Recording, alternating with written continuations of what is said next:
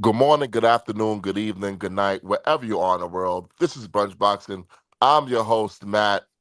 Unfortunately, due to an HR complaint, the Mexican Molly Kieran is not here with us today. He said we need to come up with a better name for him or he will never do the show again. So here today is just me and the Az Man himself. We're flying solo, I guess duo, the John Madden of boxing, Mr. Walker talk and sit and spit himself, Ezra boxing. What's going on, Ezra? I don't think we've ever done the video one without Huey, so this could get off the rails. Like, it really could.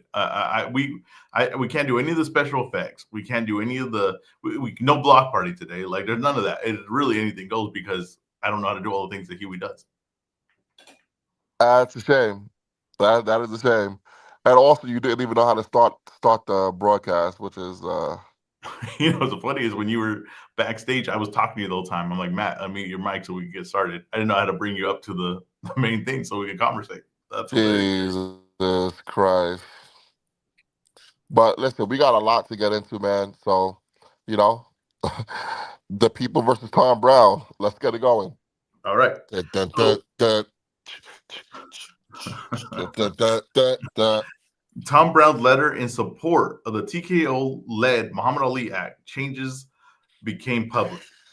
Wait, wait, wait, wait, Let me tell you why. wait, Because it's wait, short. wait, just wait.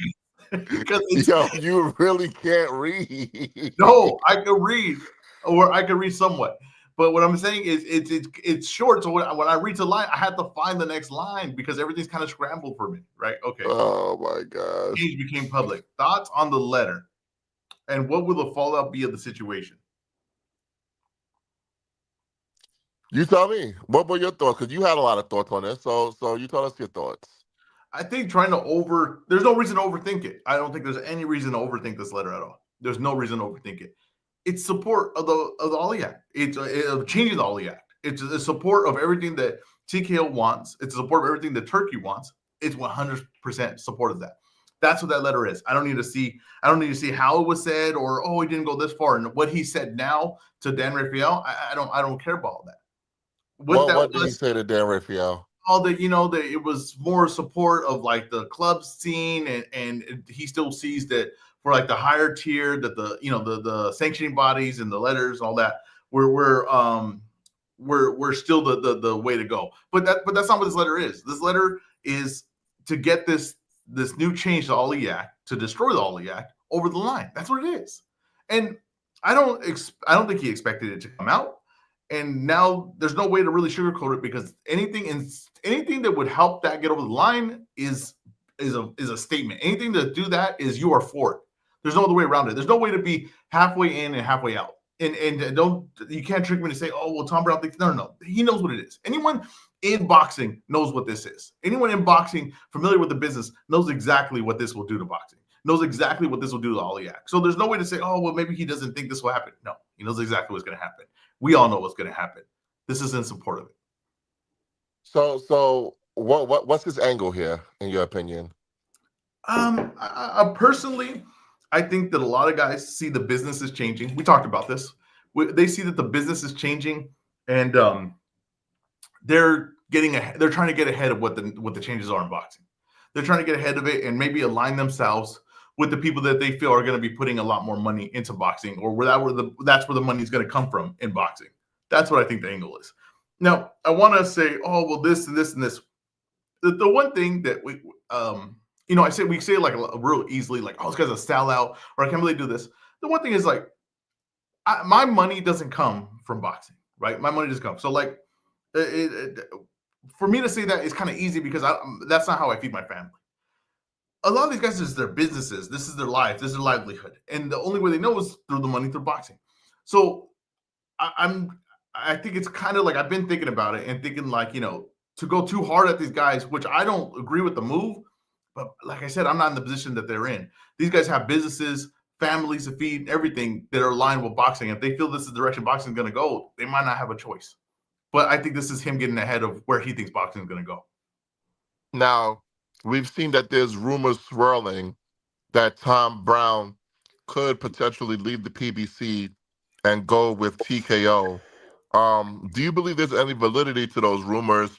And does the support of the changes in the Muhammad Ali Act kind of buttress your opinion on this?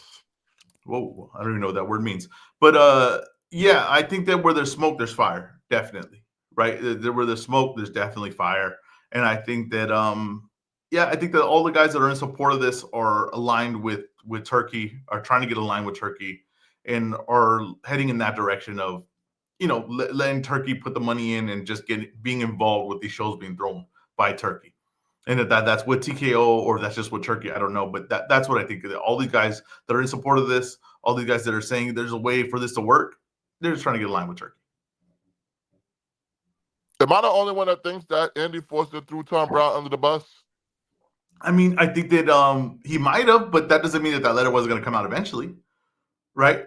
He might have, but it definitely looked like Tom Brown wrote this. So the only way to say, oh, throwing him under the bus is one thing, right? Like as far as it came out maybe early, or he let that out when maybe he was hoping it didn't come out like that.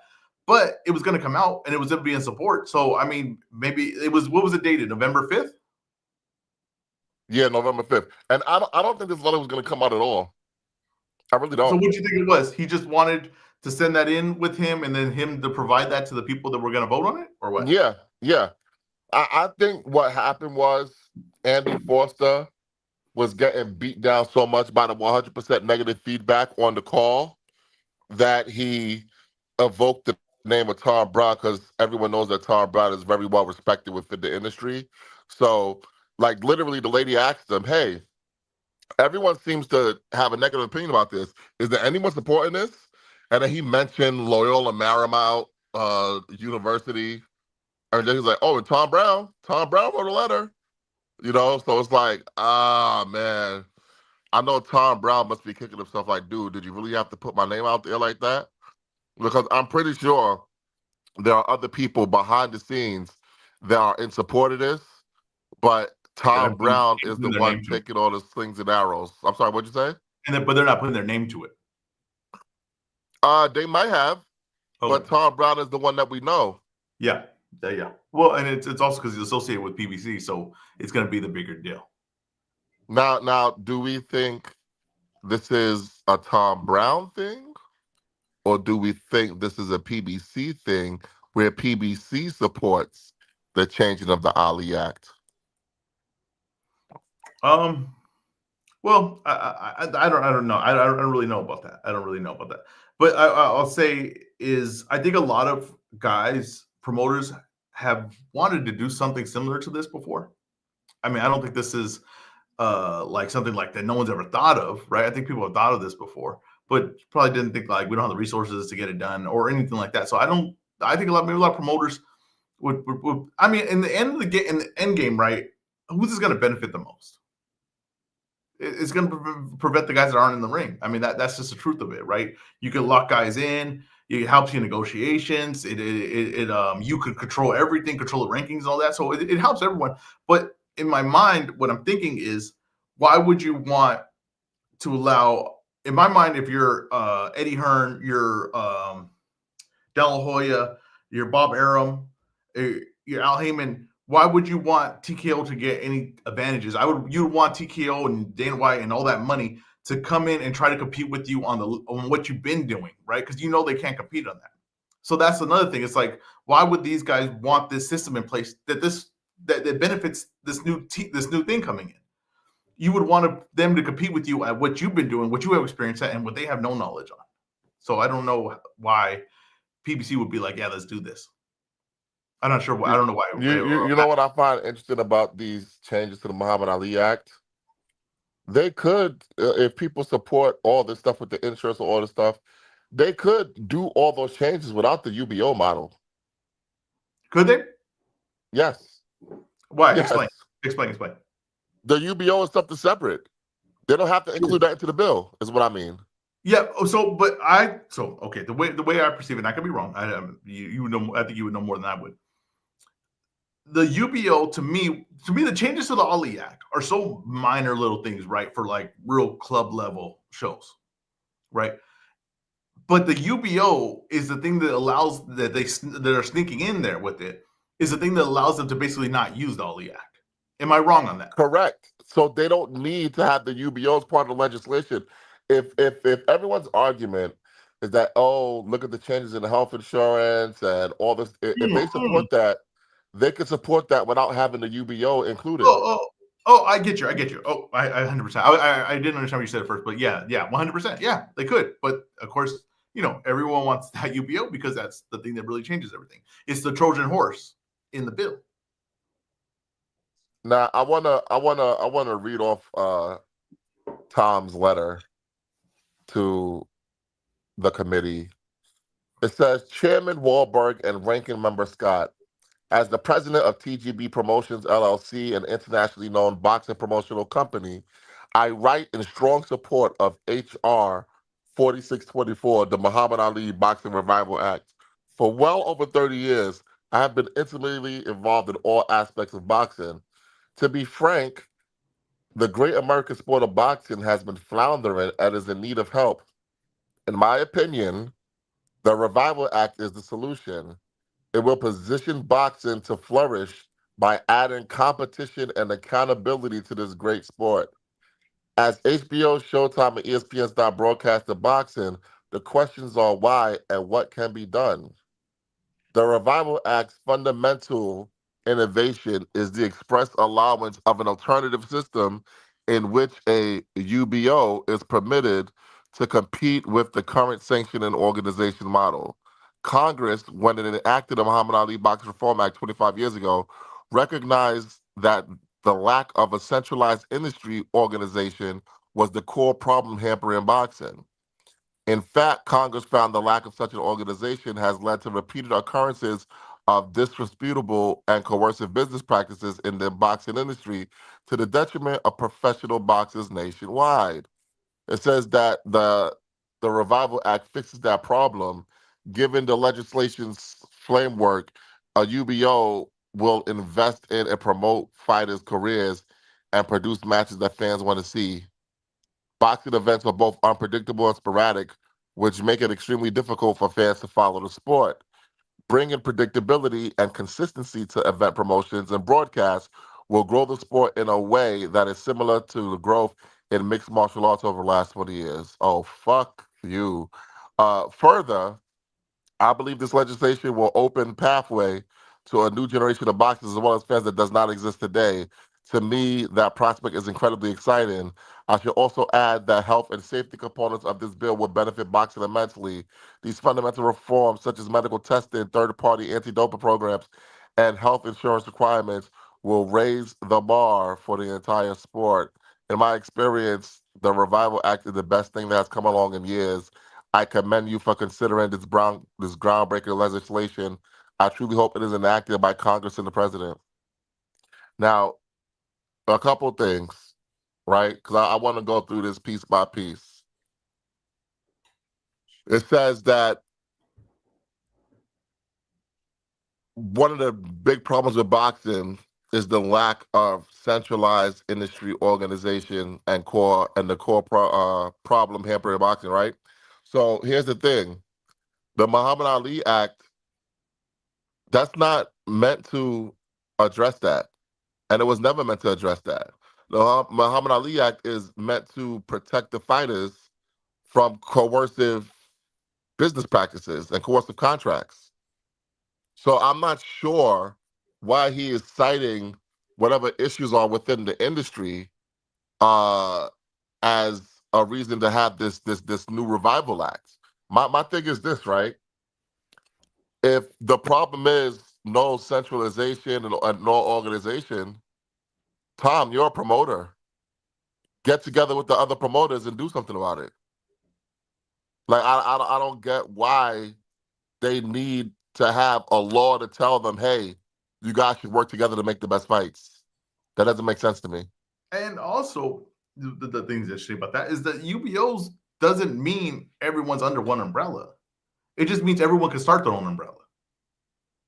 You know what I mean? Like, this doesn't necessarily mean it's a centralized boxing unless you're saying that everyone's going to go to Zuffa boxing, unless you're claiming that everyone's going to go to the TKO boxing, but that not necessarily, right? Because what if Top Rank starts their own? and Zuffa starts their own, and Golden Boy starts their own. Well, then that doesn't centralize boxing. You have many little parts of what we have, a more extreme version of what we have. So that doesn't centralize boxing at all, unless what he's stating is everyone's going to the same thing. Oscar De La Hoya will never work under Dana White.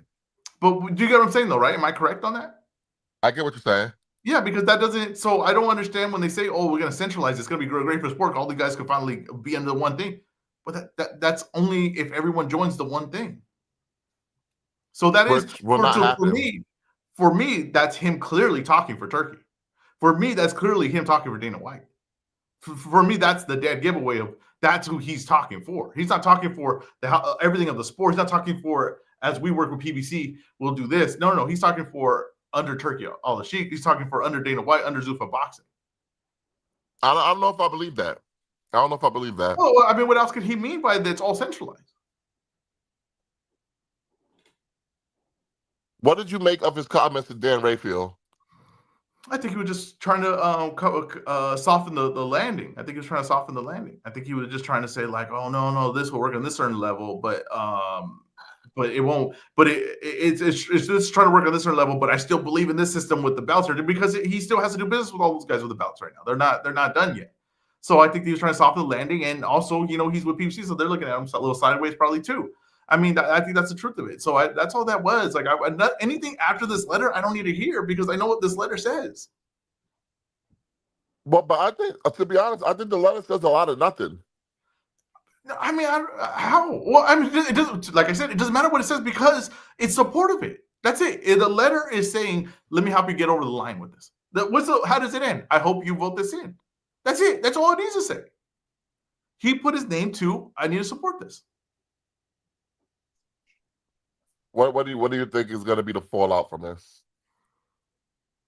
Well, I think that I mean, like I said, we don't really know what's happening with the PBC right now, right? We don't know really where everybody stands on it or whatever. But I think if you're doing business with him, and I don't think that there's some people in the PBC that don't want this to happen. They want to keep boxing where it is, the way it is, and they think you have a good system. They're going to look at him and say, we can't really move forward. I don't think. You know what I mean? We got this right here. What this is, he's obviously trying to go a different way. He played his cards maybe a little too soon. The one thing about this is, I think if we feel like we all know what direction it's going, but it's hard to tell with stuff. This might not work out, and he played his cards really soon. He let his position be known, and I think that sometimes you do not want to do that until you know for sure something's happening. Do we think a split is going to happen with him and PBC? Yes. Whew. But that was probably if you do that move, you probably already kind of think that that's the direction you're going. I think it just came out more sooner than he thought it was going to come out. I don't see it happening. I don't see it happening. Honestly, the more I think about it, this is much ado about nothing. Oh wow! But I want to hear from Tom Brown directly. I want to hear from Tom Brown. But why would you say much ado about nothing? Why would you say that? Because he said a whole lot of nothing in this letter. That's fine, but Matt, it's in support of it. I get that. Would you think Eddie Hearn's writing in support of this? Eddie Hearn doesn't live in America. But what I'm saying is, when Eddie Hearn's a promoter, and if he was a promoter in the U.S., right, and everything, and he gets that, would he write in support of this? No. Okay, with De La Hoya. Fuck no. Exactly. So of course this means something. It can't be nothing. Why are these guys against it? And then this guy says, "Yeah, let's get this vote down." Yeah, but here's the thing, right? Here's the thing. I have a theory. You might not agree with it. Okay. I just think he did it as a favor to his buddy Andy Foster. Bro, no, this means too much to be doing anything as just a favor. I'm sorry. This changes the whole landscape of boxing. In a business that he's in, he's not doing anything that changes the whole business that he's in and how he makes his money as a favor. No one's doing that. That's Andy how he makes Foster's his money. California, Tom Brown's California. Hey, Bud, can you just write a letter and support it? That's why it wasn't signed. Come on, man. No. Let me tell you something right now. This changes that guy's business. This changes how the money he gets. Everything he does is on purpose. Like, these dudes are not dumb. These are guys that are brilliant guys that have been in this business for a long time. They know what the implications are of any of these changes that are made. They're not doing these things lightly. So if you think a split is coming from him and PBC, you don't think PBC would just get rid of him right now? Then I don't know. I'll be honest with you. I don't really know how PBC works. I don't know the inner workings of it. So I don't know how it works. I don't know the thing, and also I don't know like what's happening in the inner workings of PBC. So like I said, it's hard to say. I don't know how it works with on that end. I mean, shoot, I just really honestly just found out that their fighters could just go wherever they want. what do you mean? Danny I Jacobs did that years ago. Yeah, but I thought like it was like under like them saying like they're like okay, look at Sean Porter, right? He won the top rank, but that's because PBC worked that deal out for him. They got him a good payday, right? So they had the manager. They navigated him to top rank to fight Crawford, right? They navigated it, but I didn't know that they could just take their guys and then they didn't say, hey, we're gonna go fight over here, and they say, oh, they can't have no say on it. I mean, that to me, that's like, oh, well, that's risky as hell. So, like I said, I don't really know the inner workings of it, how it works. Maybe it's more complicated than what I'm thinking, but from what I'm seeing, I'm like, oh, well, this seems kind of shaky now going forward. Huh. Okay. What else we got? Oh, my bad. I got into it. Let put the rundown down. Wait 1 second. Okay. I want to hear from Gervonta, Tom Brown. Tom Brown, if you're listening, holla at me, Tom. I want to talk to Tom directly. Gervonta Davis declares that he is turning his back on a Shakur Stevenson fight. He also Yo, you really can't read. This is crazy. Yo, are you okay? Look like you're having a stroke. Are you okay? What's going on? I'm about to have you just do the rundown, honestly. That's what you know what it is too? Like, okay, like I'm gonna be honest with you, like, right? I'm gonna struggle a little bit here and there, but now I'm in my head on it, right? There's no way I'm gonna get to this. There's no way.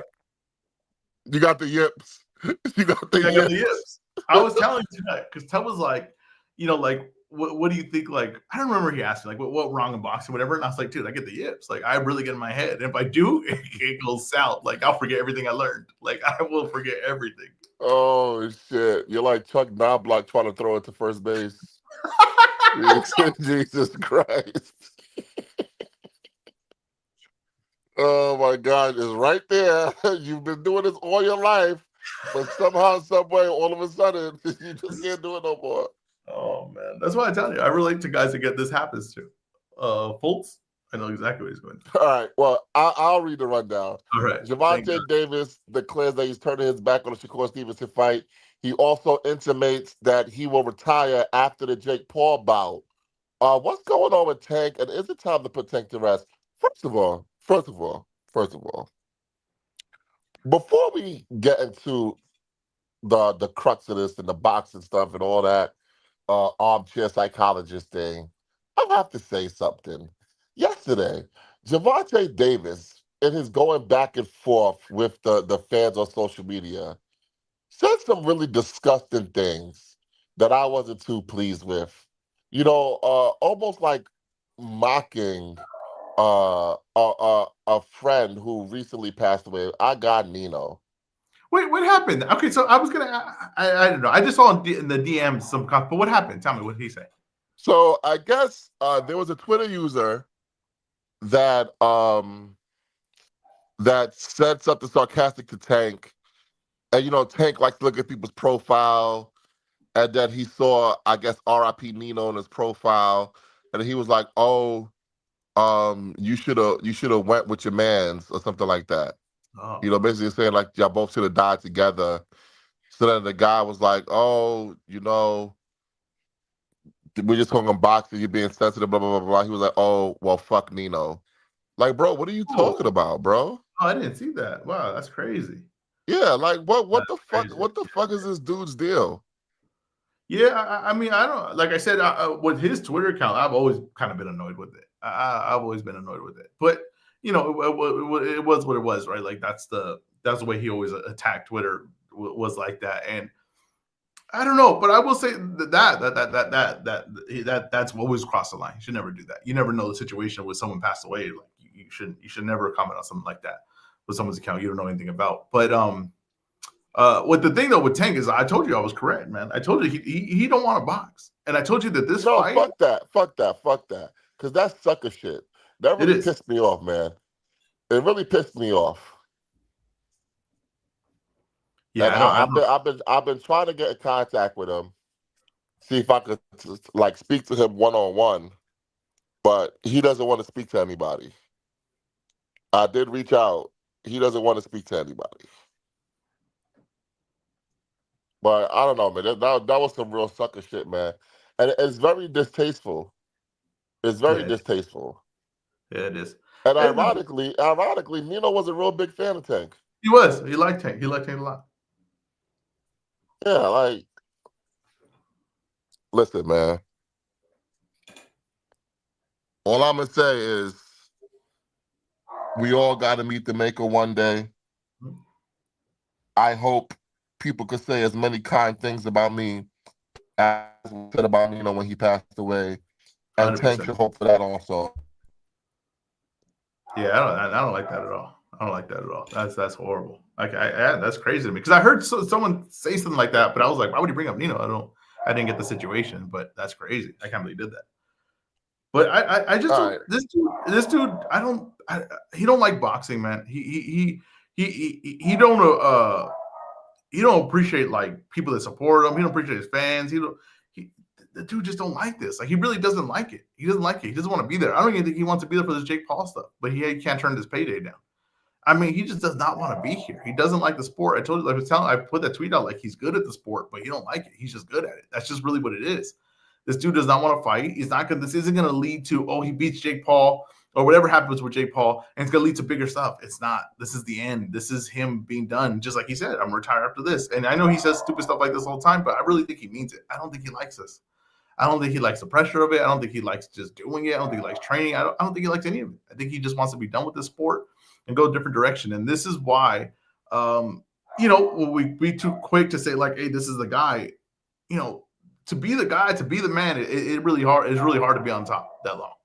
It's really hard to be the face of boxing. Like what Floyd did, which I think the thing that I like to point out is like when Floyd fought Conor and he gave Conor that massive payday and it was the biggest fight, right? Conor couldn't handle it. That was it. You never saw Conor the same again. Like once he got that thing, he lost the interest of training. He lost the interest of staying on top. He lost the interest of executing his game. He lost all that. And that's because he couldn't be on top. Once he got there, he lost the thing. But Floyd was never that. Floyd at the top was always still training, always in best shape, always looking for his next thing, always building on it. It's tough to be that. Manny Pacquiao still thinking top of the game, he stood there, right, doing that. I even, Delho had his training issues, but still would be a professional, stay boxing, fighting guys that were we interested in. The other like Tank doesn't have that in him, and he's never had that in him. He's never had that in him. That's just a truth. At the end of the day, we got to stop the Floyd comparisons because Floyd is a different level of professional than a lot of fighters. Yes. We got to stop the comparisons. Like you could set your clocks to Floyd. I feel like you knew when he was going to fight. You knew it was going to be a big event. You knew he was going to show up, show out, do whatever he does, and you could count on that. Like I don't think you can count on that with Tank at this moment. I said that maybe Tank's neck is not strong enough to bear the weight of the crown of being the guy. Because let's be honest, he is the guy that PBC relies on. Who else do they have? Who else do they have? He's their guy. He's their guy. And I don't think it's a coincidence that as they focused more on Tank, everything else seemed to be winding down for them. You got less events, it's harder to maneuver, get this done, get this done, get this done. I don't think that's a coincidence. I think they hitched their wagon to the right guy. Did we lose him? I think he just completely fell off the space. Here we go. Wait, I think he's coming back. You back, Matt? All right, well, until we get him. Wait, go ahead. You back? The big issue, and I don't know why you disappeared from me, but you disappeared. I don't know, but you disappeared. The big issue. Oh, okay. The big issue is that either he can't handle it or he doesn't want to handle it. He doesn't want to be the guy. I thought it was very telling that in the press conference, he says, I'm not the face of boxing. I'm just a guy who boxes. Yeah, Like that, you know, he doesn't love boxing. he doesn't. He never did. He never did. Well, you know what? Let me not say that. He probably loves boxing, but I just think he has too much going on in his life. I think, like you, he gets inside his own head, and he's inside his own head right now.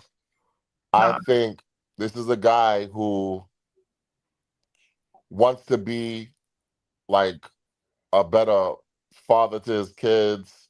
He wants to do a lot of these things that it's hard to reconcile with trying to take someone's head off in a boxing ring. And I compare Tank right now to where Deontay Wilder was at, you know, where Deontay Wilder was on like a spiritual journey and, I want to do this, I want to do that. But how can you have that same fire and desire to really want to hurt someone out there? Because that's what boxing is. You're trying to separate someone from their senses. How can you have that fire and desire when you're trying to be a different person? I disagree. I disagree. I'll tell you right now. He's never ever in his career shown that he's truly loved the sport. He's never showed to me the true interest of saying I want to be the guy. I want to be the top guy where I'm a pound for pound guy. He's never shown me that. He's never shown me that. Now I know I've known that he's a great talent in the sport. I know that he knew that this was a pathway to make money that he probably was never going to see. Right, that this was like something like a great opportunity, right? So of course you got to do it. But when you, like I said, when you get to that spot where you don't necessarily need it anymore, you have enough money, you don't need it anymore. That kind of reveals who you are. It really does. It reveals like what do you really want to do in the sport, as far as like what's your pride in it. What do you take? I don't think he takes any pride in it. I don't think he takes any pride in it. I think that he found a way that he could make good money on it. He had the ability to beat a lot of guys, but I don't think he takes pride in it. I don't think he weighs any pride in the things he accomplishes in there. I really don't. I really don't, and I don't think it has anything to do with trying to be a better father or anything like that. Like, and he said, you know, it's just work. Like that's all it is, right? Like I understand you got to be violent and all these things in the thing, but there's a lot. There's not like, oh, there's no good fathers in boxing. There's good fathers in boxing. There's family men in boxing, but it's just going to work every day, right? Like it's stability, it's structure. And boxing should really help that, right? Like I gotta get in the gym, I gotta train, I gotta do all these things. I just don't think he wants that. I don't think he wants to do it every day like that. He doesn't want But to. but but but where did it go wrong? Because you're saying that he never had it, but I was looking back a while ago on like old tweets from Tank from like maybe 8 to 10 years ago, and he was so grateful that someone wanted to interview him. Yes, because Oh, I'm so appreciative. Oh, thank you so much. Yo, I don't take this for of course, granted. You know, uh, where did it all change? because he didn't have money at that point. Like you're barely coming into money, getting into opportunities to gain money to change your life. You're getting into opportunities to do things you never thought you could do. So of course you're gonna, at that point, you're gonna be like excited for it and you're hungry for it. But I'm telling you, when you get to that point where you're like, okay, this money right here, I don't really need to get up and do this. Yeah, And but then how does somebody into the silk pajamas and silk sheets era of their career, and he's only 30 years old, about to be 31? because he makes a good amount of money. He makes a good amount of money, but I'm telling you, he doesn't have the heart for it, the mentality for it. These dudes, like, that's the thing is we say we put that on guys, but the truth is, a lot of these guys just like being like the top guy. Like here's the thing, right? Like there's guys that still fight and they're rich. Like I'm sure Roy Jones didn't have to fight a lot of the fights he did later in his thing. He just wanted to fight. That's just the truth of it. He just wanted to fight. There's different mentalities for different guys. This guy doesn't have that mentality.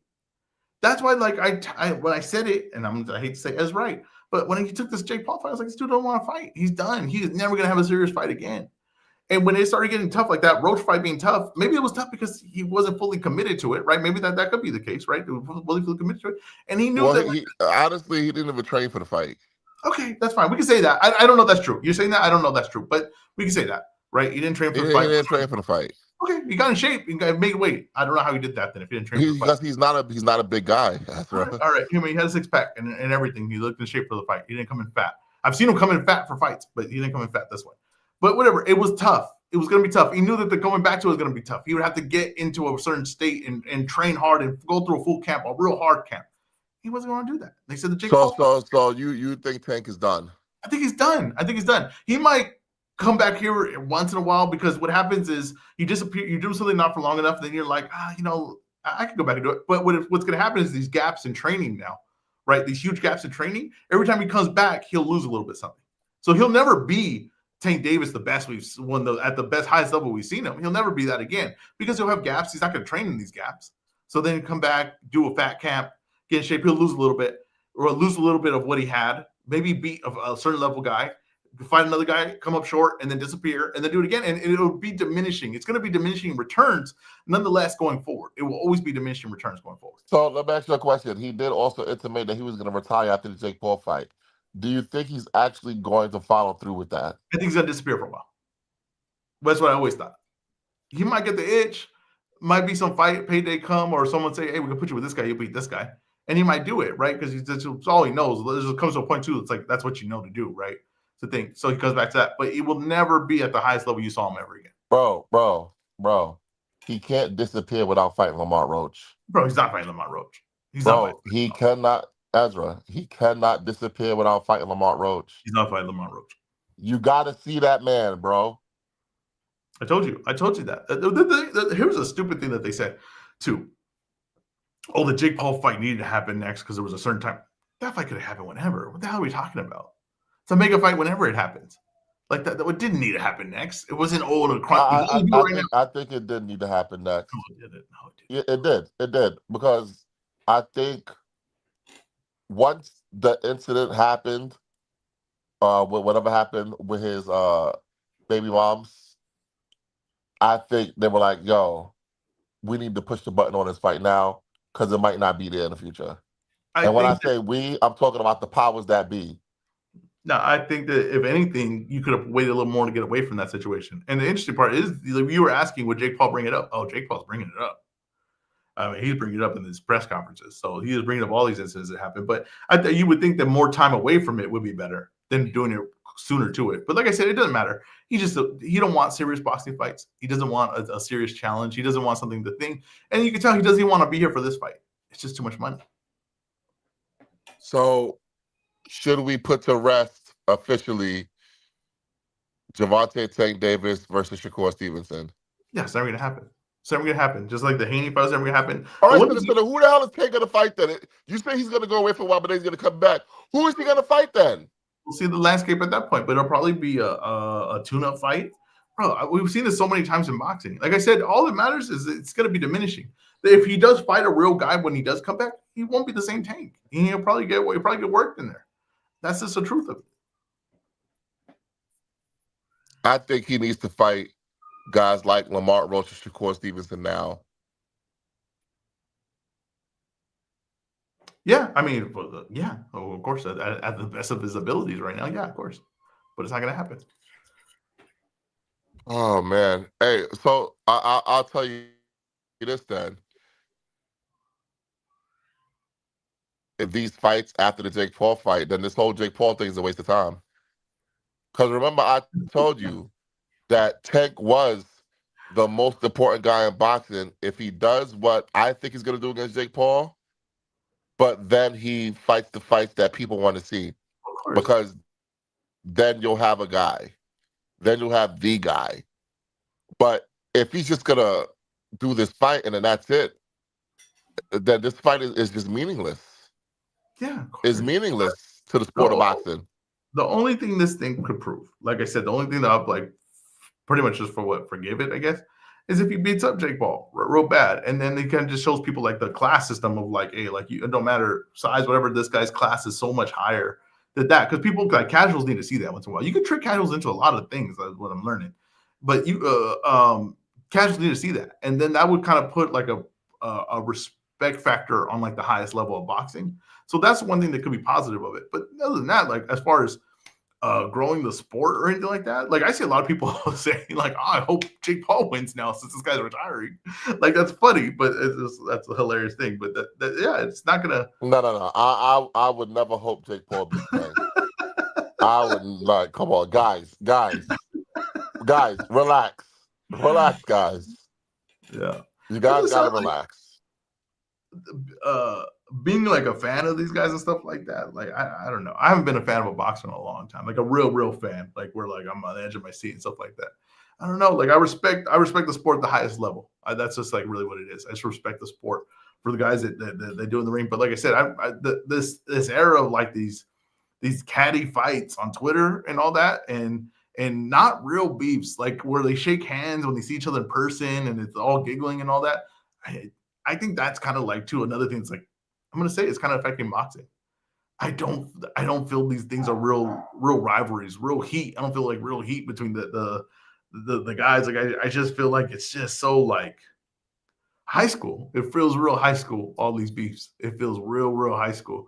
And these are not the way to build a fight. I'll tell you that right now. I don't care what him and Shakur did or whatever. The thing that didn't make me feel like, oh, I really need to see this. Oh, I can't wait. These guys. It felt like a cat fight. I'm gonna be honest with you. All right, let's move on to Shakur. According to Shakur Stevenson, the fight with Teofimo Lopez is quote unquote very close. Is it really? I don't know. Who the hell knows? Well, like the thing is, like with Teal, I'm just gonna have Yeah, a person. exactly. Like, what the hell? Like what the hell does that mean? But I hope. Look at that fight makes a lot of sense for Shakur's career. It does. It does. It's kind of like what we've been asking Shakur to do for a long time. So I think that fight happens. It's a really good thing for his career. It's a good thing for boxing. You guys know where I stand on Teal. I don't like the way he tries to sell fights. I don't like all those things he does. I don't like his open racism. I don't like anything about it. But that fight, those two guys together could do some stuff. It could do some stuff, and I think it gets interest to people. And in the ring, it's an interesting fight. I think it's a fight that Shakur will win. But to say this fight's close or it's going to happen for sure, get the hell out of here. Like you go at that point. If you believe that with Tio, who the hell knows? Oh, you don't think Tio could win? I don't. No. I don't. I wouldn't pick him to win. I don't. Of course he could win. I wouldn't pick him to win. I'm not gonna lie to you. I think not only does Tio beat him, I think Tio stops him. Oh wow. Okay, so here's the thing, right? We've seen Teal struggle with defensive first guys. We've seen that, and and the thing is with his, we were talking about this, is that he has big motions on his movement, right? So he is a explosive guy, and he does jump into shots and stuff like that. But his speed, say if him and Shakur's speed is equal, his movements are wide and Shakur's are straight. So Shakur's always going to get to that spot first. He's always going to be able to make that read easier than Teal will be able to make that read. So I'm betting on that Shakur is just going to beat him to his spot always and be able to get out of the big looping shots more often than getting hit with them. That's what I would bet. I don't think he's gonna go crazy with the big looping shots. I think he's gonna focus on that straight to the body. And Okay. I kind of feel like, I'm calling my shot right now. All right. He's gonna feint to the body and then come up top and knock Really? Shakur down, get him on Queer Street, and then get him out of there. Have we seen that work against Shakur? Yes, Shakur always reacts to the feint to the body Okay. every single time. Okay. And we saw Williams Zepeda. Did he knock him down? I don't know, but he stumbled him. Just We saw Williams Zepeda do that. So yeah, yes, it has worked. I wasn't impressed with Tio versus Barbosa. I wasn't impressed. Well, when was the last time you was impressed with Tio? It's been a while. I mean, Taylor. I mean, that's to be honest truth. Like Taylor, like he has not to me been a road beater. He has not been like, oh, this is like the highest level I watch when he gets in the ring. It hasn't been that. And I thought the Barbosa fight would look good compared to the other two fights on the card, right? But I didn't think it was that some amazing performance, some domination. I don't think Barbosa is a world beater at all. I don't think Barbosa's elite fighter. I don't think he's a great fighter. So like to me, Teofimo Shakur looked really damn good against Zepeda, in my opinion. He looked really damn good in that fight. He showed level of class, showed separation in that fight. And did he have struggles? Yeah, but I think everyone's gonna have struggles with Zepeda early in the fight. Like that dude at full energy, full his full gas tank is gonna be tough for anyone. But would you ride Yeah, that yeah, out? yeah, yeah. But struggling with Zepeda and struggling with TFU are two different things. Because struggling with TFU, you might get your lights put out. Yeah, but I don't think he brings what Zepeda brings. So I think that Shakur would. I think we all wanted to see what Shakur looked like versus that style. And yes, he like I said, it was tough, but he was in the fight. It wasn't like he was out of the fight. He was in the fight with it. With Teal, like I don't think he's gonna put in that much punches, right? It's more like a shot at a time. I just can't see Shakur being in trouble in that style. I just can't see that consistently working. And I think that, like I said, over time, the straight shots are really going to start adding up. What do you make of the PBC component of this fight, if there is any? I don't know. That, to me, like if that happened, that would just basically mean that Turkey is running basically all the promotions right now. Besides maybe Golden Boy, I don't know, but that's basically what that is, right? Because none of these guys are really have any ties to PBC. It's just basically putting a Turkey card on a PBC thing, like that. That's just what it is. I have been asking anyone who is anyone about this PBC thing that Lance Pugmire reported. And to a man, everyone says it is unequivocally false. Okay. I mean, it doesn't make the most sense, right? So it's just It doesn't make any sense. What do you mean the so most? It like, doesn't make any sense. yeah, they're literally two guys that have no association with any promoter from them, any business with them, just getting put on their card. Like I said, it was basically what Turkey fights have been. You put a promotion on a card that you made. That's it, and we just put the promotion on it. What it would signify to me is that maybe the Turkey Dana relationship isn't that strong, and maybe Turkey hasn't been happy with the promotions that have been put on in the U.S. for him. I like that's an interesting part about it, right? It's like, what is that going to look like? Who's going to be really in control of that? And if Turkey feels like Dana wants him to take a backseat of that, I don't feel like he's going to do that, and he's going to do his own thing. That's why, like, he has the ring thing. Why does he have the ring thing? If he has Zuffa boxing or TKO boxing, whatever the hell they're going to call it, why does he keep the ring thing? Why does he keep working with these other promoters?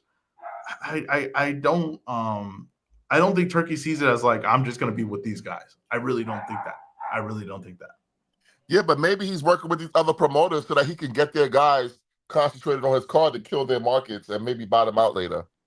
Maybe, but I don't think that would put Dana White in control of boxing. I really didn't don't say see. put Dana White in No, control of I boxing. know. I don't think you understand what I said. No, I I get said you. maybe he's not happy with them. No, that's what I'm saying. That's what I was talking about, the Dana White thing. Is that people looking like, oh, Dana White and them are going to come into boxing. I don't think Dana White and them have any control. Even when they step into boxing, it's still Turkey. Like, and I don't think that he's going to take a backseat to any of these guys. I think that's what Dana White and them are thinking. They think that he's going to take a backseat and they're going to let them run the show. He's not. He's not. And that's why, like, the spacing on those cards and everything like that was everything that, like, kind of Dana White was kind of talking against, because Turkey says, I run this. Like, I still run this. You're not gonna. Oh, y'all got to cut the crap with this whole. It wasn't Dana. It was all Dana, dude. UFC main events don't be starting until like 2:00 in the morning themselves. Nah, What the but if fuck you are look, we talking about here? nah, but if you look at What the fuck are we talking about here, dude? you look at all the like pacing and everything like that, it was just a classic Turkey card. Like, it was what Turkey's been doing. It just was. It wasn't. It didn't have the what they would, if they were going to implement things which aren't really that big of fixes in my personal opinion. But if they were going to implement things, it wasn't what the things they want to implement. I'm telling you, like, Turkey's not taking a backseat to anyone. That's the one thing that what Eddie Hearn says, like, bro, you give him the fighters, you can take the payday, and that's it. He does whatever the hell he wants to do with it. He ain't listening to you. I believe that. 100% believe that. I just find it hard to believe that this would be a PBC production. But if it is, it just, to me, is going to signify that he needs PBC, like I said, Oh, you to really do think their that stuff in that's the what U.S. you Yeah, think that's because what that listen, let's means? be honest. Let's be honest. PBC is like, listen, I know a lot of people hate PBC, right? A lot of haters out there, the vocal minority. PBC is the best in class in boxing. They No, are the best in class. I'm with you on that. But you think that that's what it means, other than he just owns every promotion at that point? Yeah, yeah. All right, because I think that just means Because he owns they're every not, promotion. because neither guy's a PBC fighter. I know, that's what I'm saying, but that's what he does with all these damn cards. You have a main event, and Matchroom will be the promoter, and he just puts them on there. Like he's spreading it out just so he gets control of everyone. But I don't think that means like, oh, you guys are gonna promote it, because I don't think he listens to anyone. So I don't think he's gonna be like, oh, you guys do it now. I don't think that this guy doesn't have that in him. He really doesn't. He don't have that in him. Hmm. Okay. All right. Well, we'll see. Do you actually think we're gonna get this fight?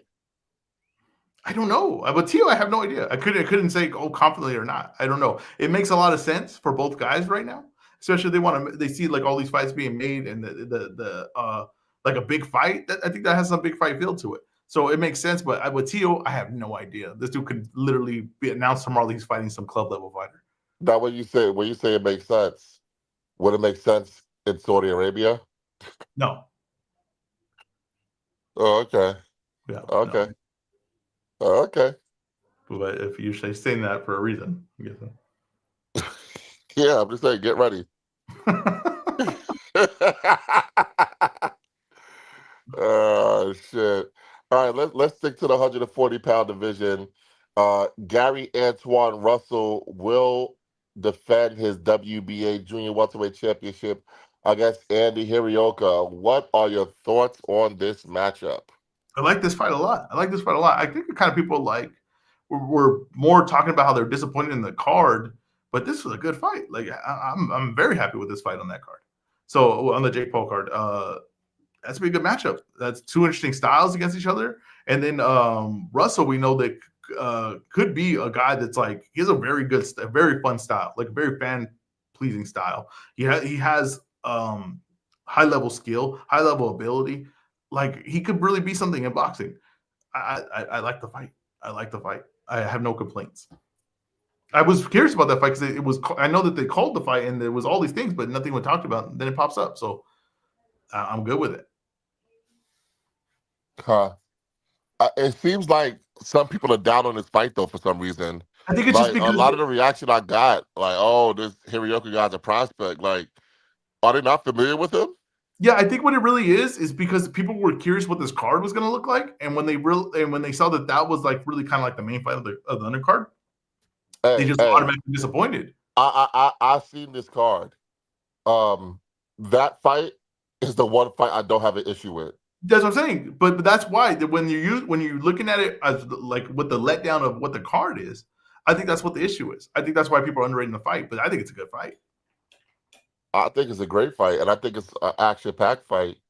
Who do you think wins that fight? Russell, I think Russell wins that fight.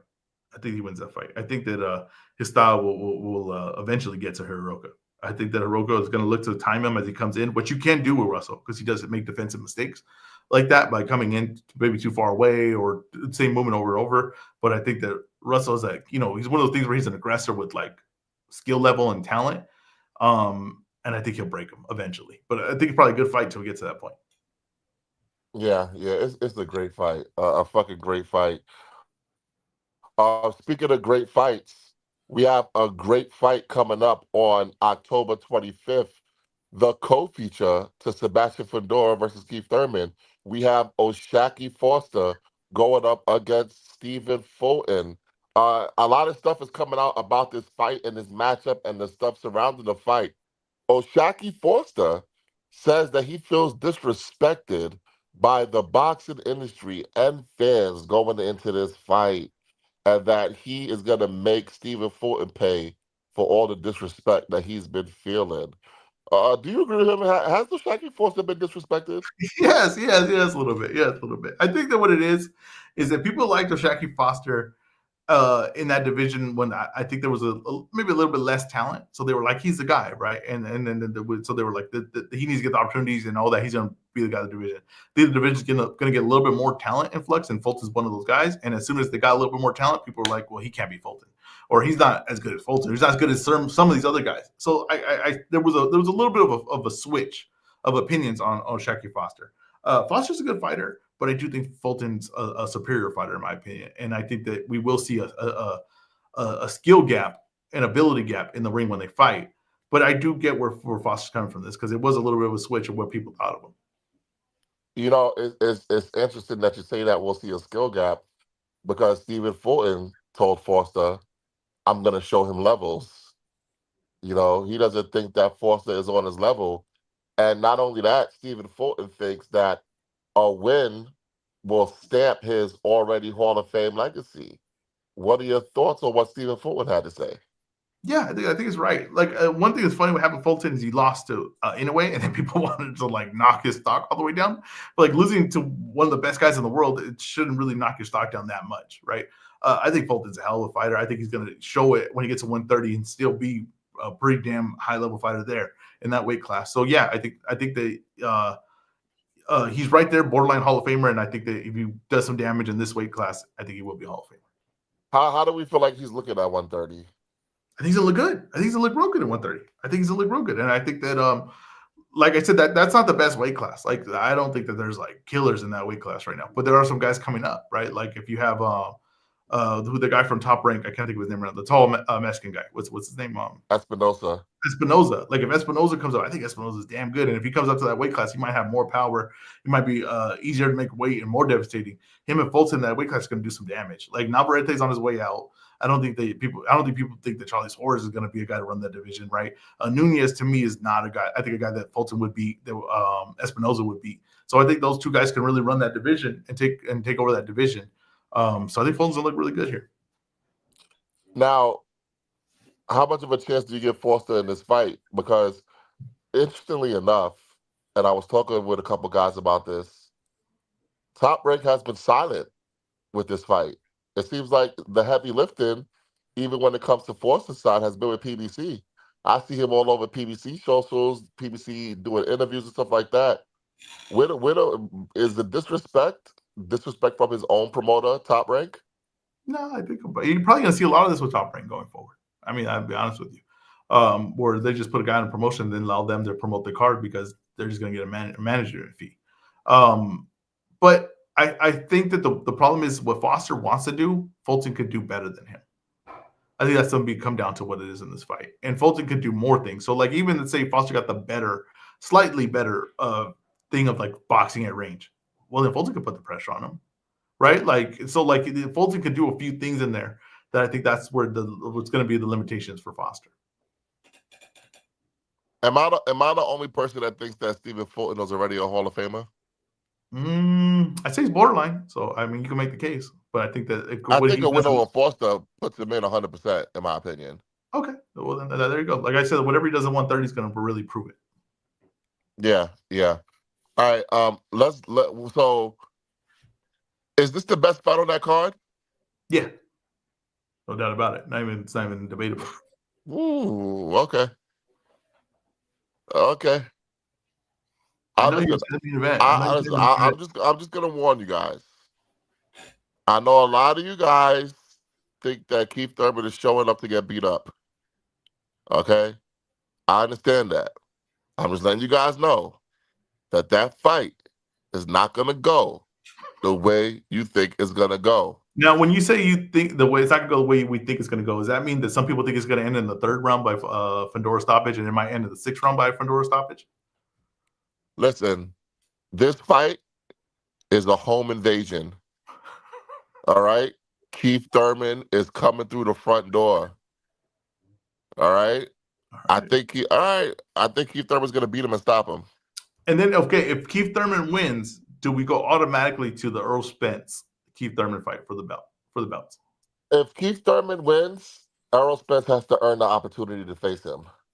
Okay, all right. Because I think Earl Spence is going to get a tune-up next and then look to fight the winner of this. Oh, are we sure Errol's even coming back? I'm not even sure. I'm not. He's retired until he gets in the ring. But if he does come back, I'm not even sure anymore. Yeah.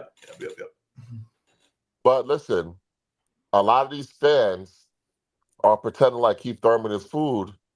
They acting like Keith Thurman is some gatekeeper. But like Keith Thurman said, if I'm a gatekeeper, then that gate is well to shut, boy. Okay? Oh man, that's funny. You got the Harvard student versus the flute player. Oh, Jesus Christ. Hey, I feel bad for the guys working in the PR department at PBC. I will say this. They got to sell that. A Harvard guy versus a flute player. I will say this: if say Turkey does have control of what PBC does, whatever, I would throw the money at Earl Spence to get him back. I would really put money into getting him back at 154 But why? because I think that he's like a still very marketable guy. I think people forget how marketable Earl Spence is. Oh, so would you say that he's one of the 10 most important fighters in the world? If he could get him in the ring, Oh, oh. if you get him in the ring and he could be somewhat what he was like at 154, I think he's like a fight with him and Virgil is pretty damn good. That's exactly why he was number 5 on my list. Yeah, like a fight with him and Virgil is pretty damn big in Texas. I love when you prove me right, man. All right, Well, I've been proven right all day, so might as well give you my respect. let's go back to the 140-pound division. Keyshawn Davis enters the WBO junior welterweight rankings at number 1. He had petitioned to be number 1 in the rankings. What are we expecting from Keyshawn going forward? I hope real opponents. I hope that he doesn't try to do a tune-up. It's like, hey, you're in a good spot. You still have momentum. He lost a little bit, but you still got it. Fight someone that a name we recognize, a guy that we still think has ability in the weight class, even if it's not like like a what's his name? I forget everybody's name today. Ali. Come on, what's his name? Ali Walsh? No, the other one. Oh, you're talking about Michelle Rivera. Michelle Rivera, like a Michelle Rivera. I'll take. Honestly, I'll take.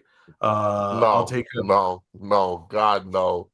Yeah, I think that. Like honestly, like that's a guy that's still I think is in his physical prime. Still a guy that's in the top 10 of that weight class. Like, yeah, I'm okay with that fight as long as he just keeps momentum building up like that and just show you separation against a guy like that. I think that's a good spot to be in, and then go and fight top guys, get matched up with top guys. But I don't want to see him fight for some reason. I want to see him fight Brandon Lee. See, why is Michelle Rivera ridiculous, but Brandon Lee's not? Because Brandon Lee could actually attract the crowd. Can he? Bro, look at what Otani's doing in Los Angeles. You telling me that the Asians won't come out for Brandon Lee? I don't think that's the same thing. I'm not sure that crowd knows who Brandon Lee is. Was Bruce Lee's son named Brandon Lee? Yes. No. I don't think he's gonna beat that guy in Google searches anytime soon. No, he's. You know what? I'm gonna Google search it right now. Wait 1 second. Let me Google search Brandon Lee and see what comes up. It's Bruce Lee's son. I can't wait. It's Bruce Lee's son. And then people also search for and it's not even the other Brandon Lee. Now do me a favor. Search for Brandon Lee, but instead of an O, put a U. Oh, put a U? See, that's the thing. His name it's not even a popular way to spell the name. Well, of course he comes up. It's the only guy that spells his name that way. What a dumb way to spell his name. Whoa. Why are you attacking his parents? It's a dumb way to spell his name. It's a dumb way to spell his name. It is. So let me tell you something. You didn't help him at all. You didn't help him at all in his career, right? Because it's not even the normal way. So if you Google search him, you're going to constantly get Bruce Lee's son because you're not even spelling the name right. You know what I'm saying? It's stupid. It's like people don't think about things like this, and it pisses me off. What the hell spells it with a U at the end? UN. Like what the hell? All right, let's keep it moving. I'll be honest. With the name Brandon Lee, I thought he was black. Really? Sounds like a black person's name. Yeah, it doesn't sound Asian to me. I don't know. I'm trying now. I don't know a lot of black people named Brandon. Really? I don't think I've ever met a black person named Brandon. Oh, you live in California. You probably haven't met many black people. No, I met a lot of black people. I'm not one named Brandon. None of what do you mean? You live in California. This is a diverse set of people. Please. California is all Asians and Latinos. Stop it. What's this guy talking about? What is he talking about? Now, good question I have is how many black people named Brandon do you know? A lot. Name me a famous person. Brandon Boyd. All right, I stand corrected. Look at it. It was quick. It was a lot quicker. It was a lot quicker than I thought it was going to come back at me. Stand corrected. Hey, man, like I be telling y'all, it don't go the way I'm thinking it's going to go. You think it's one way, but it's the other way. I keep trying to tell y'all, man, stop fucking with me. That was quick. All right, let's move to the 118. Hold on. I hate when you do this. So I googled Brandon. I was gonna put Roy, but I just pressed enter, and it was on Brandon L. And the four pictures popped up, and three of them are black people. So I told you, Brandon is a very black name. bro, this is Brandon is a insane. very black name. I've never met anyone. Bro, I've never met anyone named Brandon that wasn't black. Like, that's why I'm surprised. That just tells you how diverse the world is. Bro, that's crazy. There's not a lot of black people You named don't Brandon remember in you the don't remember the California. guy that says, I can't eat. I'm broke, nigga. I'm broke. Remember that movie? No, what was that? Lottery ticket with Bow Wow. Oh, I haven't. Oh, yeah. That guy name is Brandon That's also. right. It is. And don't forget Brandon Marshall, wide receiver. That's right. What the hell am I talking about? There's so many Brandons. Yeah, Yeah. Brandon is like a black name. I don't know if I'll go that far, but that's crazy. Yeah, It yeah. is. I And know a you know lot of. what the white version of Brandon is, right? What is that? Braden. Yeah, that's a good point. Braden. If it's Braden, it's a white guy. If it's Brandon, it's a black guy. If it's Brandon with a U, apparently it's the Asian guy. Who I like knew? that. Wait, Who knew? Grady's comment was, "I met one white guy named Brandon, and we called him White Brandon." That means he knew some people named Brandon that weren't white. Oh, that's funny. That is hilarious. Oh shit! Speaking of Asians, All right, I neither like one that. named I neither like one named Brandon. Tenshin Nasukawa versus Takuma Inoue officially announced. Is it too much too soon for Tenshin, or will he get the job done? I think Tenshin's going to win that fight, but it feels like they were really rushing this guy along. They're not wasting time. They're not wasting time with this guy. I appreciate it, man. To me, that's a hell of a matchup. That's a fight that gets me interested in Inoue's brother. Tenshin, like you got to go watch him. You got to go watch him. Like this dude is an entertaining style of fighting. This quick transition from being like the top kickboxing guy to going in there, literally trying to be like one of the top guys in boxing. It's damn respectable, man. It's damn respectable. I think that if he wins this fight, there's some interesting fights that I don't think he's ready for. That I don't think he'll even be competitive in. But they're gonna make a lot of money. They're gonna get a lot of attention if they happen. So there's some things after this fight that are gonna be very interesting that could happen. Like what? Like what? Inoue fight, man. Like the good one, Anyway, a good one, the good one. You know what I mean? Like that. That's like a big fight. That's a lot. There's a lot of money in there for yeah, that fight. but that's a whole different weight class, though. I know. It's a whole weight But class. It's a whole different class. what if the fights Fighter. at 118 does he have if he wins? I mean, he's okay. Well, he'll be the man if he wins this fight. He can fight any of those guys at 118, and it won't matter because he'll be the man. Like that's the thing that he's in a great spot. But I'm just saying, like we're talking about mega fights. He fights the winner of Inoue Junto. Like, Man, oh man, oh what man. are we doing here? I think the mega fight for him at 118, Oh, I know what you're gonna say. Nonito Donaire. Oh, not what I thought you were gonna say. That is a big fight too. That's what I'm saying. Like this dude is a legit gonna be a money man in boxing. Like to me, if I ran the zoo like Gerald McGrew, what I would do is if he wins this fight, I have him fight Nonito Donaire and Chocolatito back to back at 118. Oh man, now you're talking. Like that's what I'm saying. That is the way to match him up. That is the way to match him up. That is really good. Yeah, I'm really in a way like that's one of the fights I'm most excited about. That's like definitely my top three. I don't know the list exactly, but that's definitely my top three. This dude Tension, man. This dude is. I like the way I like his mentality. I like the way they're pushing him up. It's good. It's good stuff. Should Tension be the favorite in this fight? Yeah. Oh yeah. I think so. I think Are that. you saying that based off name value or based off what you see in the No. ring? No. I mean, look, he just beat Maloney. I mean, he's proven that he's a guy that. Oh, he beat Maloney. Oh, baby. Bro. Oh, my God. Put him in the Hall of Fame right now. He beat Maloney. Come on. What are we doing here? Bro, Maloney's not a bad fighter. Maloney's a good fighter. Like, I don't know what that means. My God. It's not like, okay, well, I'll tell you this. He's past fraud alert. Like, he's past that. He's a legit good boxer. Now, we're just going to figure out how good he is now at this point. But he's past fraud alert. If he's a fraud, you lose a Maloney. He ain't a fraud. He's legit a good fighter. So now we're just figuring out how good he is. Yo, no cap. I don't think that he's better than Michael Angeletti. All right, but you think Michelangelo is pretty damn good, right? Yeah, I think Yeah. Michael Angeletti is the best guy at 118. Okay, so okay, I don't think O'Shaquie Foster is better than Fulton. Do I think O'Shaquie Foster is trash at that point? No, I don't mean nothing. That's like, all right, cool. That guy, you think that guy's a pretty high level fighter? Huh. Okay. All right, let's move to across the pond. Joe Calzaghe was inducted into the British Boxing Hall of Fame, and he was also named the greatest British fighter of all time. Did they get it right? In the famous words of J. Ro, all time's a long time, man.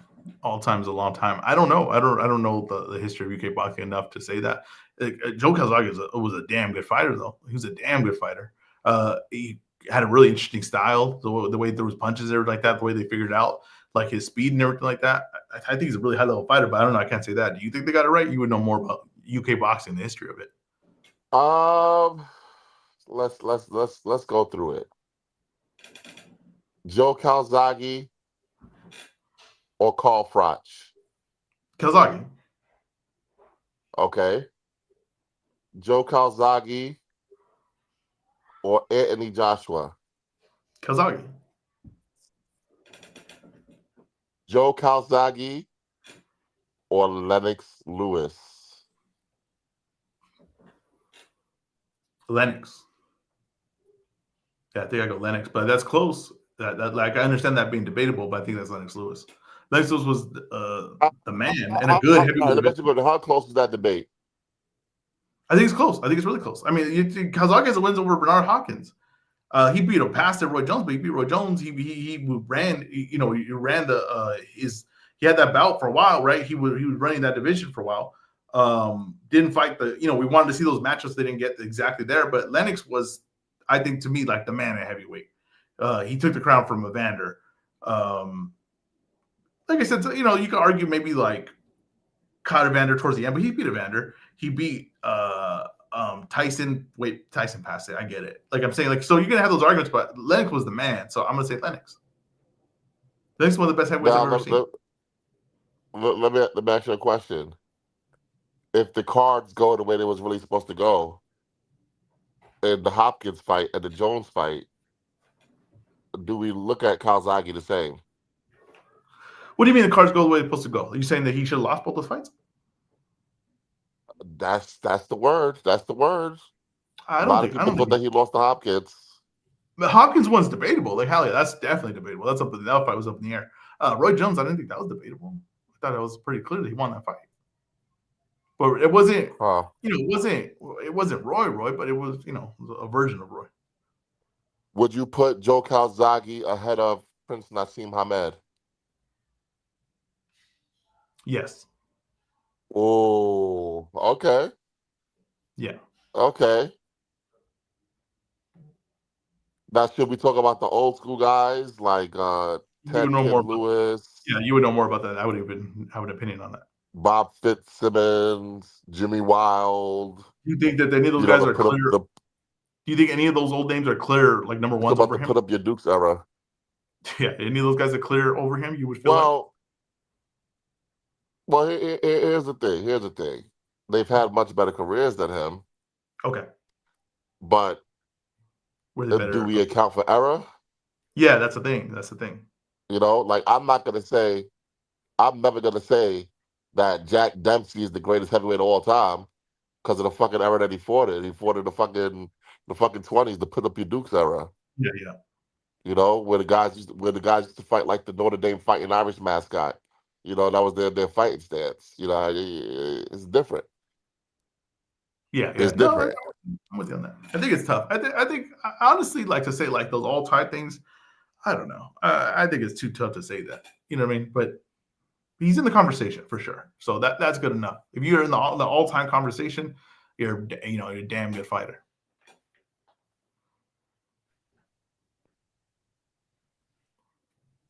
What we got next? I on list. Ooh. You know what? I'll be honest with you. Since we went video, your mic hasn't been acting up too much, but right now we're getting a little bit. The 10 greatest British fighters of all time. You're creating that, or you have that? No, I said we're gonna create it. Oh, okay, gotcha. You were disappeared for a little bit, but all right, gotcha. Yeah. We're gonna come around this. It's not gonna take 20 months like your greatest wins list. All right, if we're gonna do a nice list of the greatest British boxers of all time. I don't know why. Like you can just say stuff without throwing insults this way. You know what I mean? Like you can just say No, things. no, There's no because you need. know what? No. You lied to the brunch boxing audience. I didn't. I didn't. I didn't. I Ezra, filmed the video. you I filmed the video. claimed. Hold on, I did. hold on. I filmed the video. You claimed that you had the video and you were I gonna do. upload it. I do. There's a reason I didn't upload it. What's the reason? The personal reason. I'd rather not get into it. Wait, Right? Personal reason I didn't upload it. wait. So you didn't upload video? I don't know. I don't know what's going on with your mic today. That Please, were your mic. I don't know what to tell you. I don't know what to tell you. You sound like computer love right now. I don't know what to tell you. But yeah, there's a personal reason I didn't upload it, and that's just we're just gonna leave it at that. We're gonna leave it at that. That video will never see the light of day. Well, what's the reason? What's the reason? I just said we're gonna leave it at that. What did you not know what we're gonna leave it at that means? We're leaving it at that. Ezra, what could possibly? Because you might think we all stupid. Listen, I know you think you're the smartest guy in every room you walk in, but I listen. I don't know what time you woke up this morning, but you got to get up pretty early in the morning to get one over on me. All right. What possible reason could you have? That's a personal reason why you couldn't upload videos that were already done. I just say I didn't like the way I came out. I'll tell you that right now. I didn't. If it was I was a director, if I was an actor, and I saw that, I would say we got to reshoot this. That was it. That's basically it. And So when I looked at it, that you look fat. a little bit, yeah, a little bit. Definitely changed. I'll tell you this. Definitely changed my eating habits after watching that video. Definitely changed my eating habits after watching. All right, man. Let's get to your favorite part of the show because it's all about you. So you're gonna have to take over your own rundown. The easy money parlay of the day, the Ezra breakdown, the Ezra report card, raw hard cash, and the best bets. Take it over, Ezra. Let's do the breakdown first because I'm gonna be honest with you. We're gonna do the parlay together. Okay, let's go to the Ezra report card. Eubank band number 2, a fight that I thought was damn good. The first one, I don't think there needed to be a sequel. I think that the fight was it was the best it could have been, and really to me, you had two guys that you could have went two different directions and had some interesting fights with, and you could have built that momentum. But boxing right now lacks creativity. They just want to kind of just do the same thing over and over again. And the weight classes of this fight, which is going to do the same similar weight thing this time around, is to me very dangerous and detrimental to the fighters. So I don't really like that. But this undercard, man, I got to tell you, I'm not too excited about it. Azim versus Abudayev, which I think I'm saying his name right, probably not. I don't.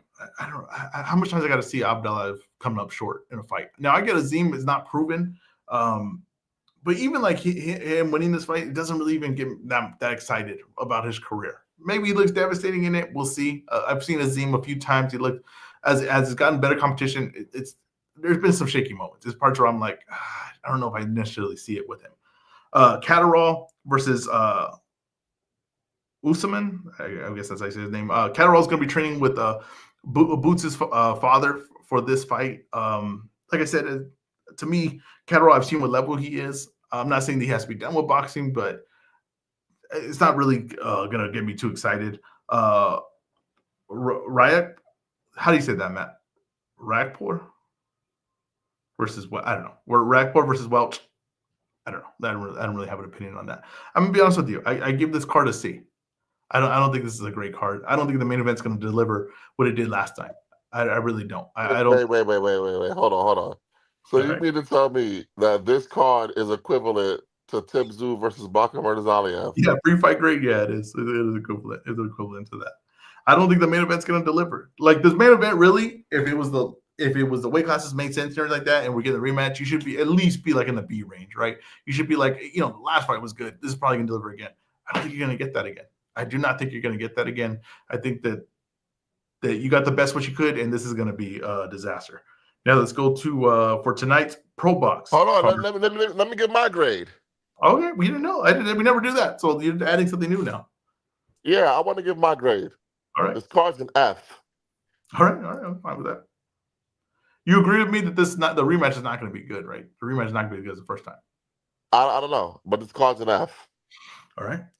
Okay. Box report card and breakdown for tonight's Pro Box card headline by Whoa. Are you missing something? Oh, yeah. You got this mixed in. Box report card for Paul versus Tank. Bumgarner versus Bolden. I guess that's what his name. Antoine versus Hiroka. And Scotty versus Flores. I got to be honest with you. This card is underwhelming compared to what I thought it could be. No. Don't compare it to what you thought it could be. Just grade the card in the vacuum. No. I'm just going to grade it on its own separate thing, but it's just an underwhelming card. I thought they could have went a better direction than this. I'm going to say, look, I told you what I like about Anton versus Hiroka. I really do like that fight. You got the Paul Tank, which is going to be, it's going to be what it's going to be. You're going to curious what it looks like, right? You're not quite sure what it's going to look like. So you got interest and curiosity into that. I'll give this card a B-.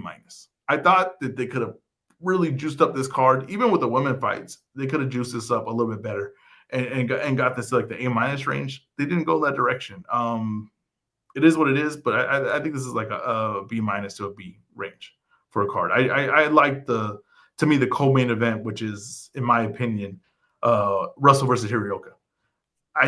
Paul Tank, I don't know what to make of. It could be something really interesting, but most likely it's probably just going to be something that's just kind of like, all right, well, I saw it. You know what I mean? So I think it's a B-. For me, this card is an F.